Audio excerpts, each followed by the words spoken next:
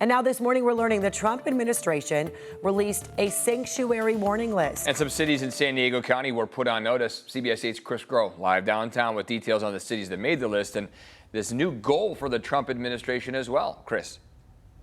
Yeah, a lot to get to here today, all seemingly going hand in hand.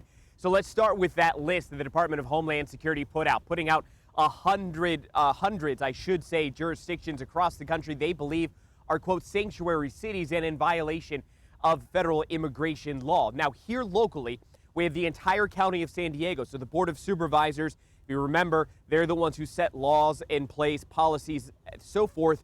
Now you also have the city of San Diego, the city of Chula Vista, and the city of Santee. Now, all of these have been notified by the Department of Homeland Security after this list was ordered by the president with an executive order here. The page with the city states that these jurisdictions will be notified and should change policies to comply with federal law. However, it should be pointed out that these cities, our county, and most in our state follow state law SB 54, which was signed into law back in 2017 that limits local cooperation with immigration enforcement on the federal level. In fact, if anything, we know that it's the county that took it further by voting for a, quote, super sanctuary city policy. That's what many critics called it, that further restricted the sheriff's office from notifying ICE or transferring immigrants in jail.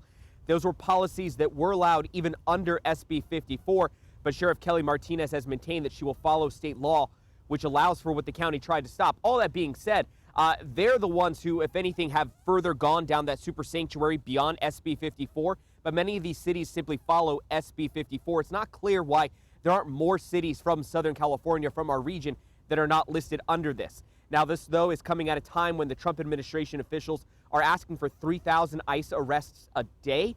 We've seen firsthand as ICE agents are in federal courthouses now, outside courtrooms, waiting for cases to be dismissed or continued to take people into custody for expedited removal. Here's Trump White House border czar Tom Homan.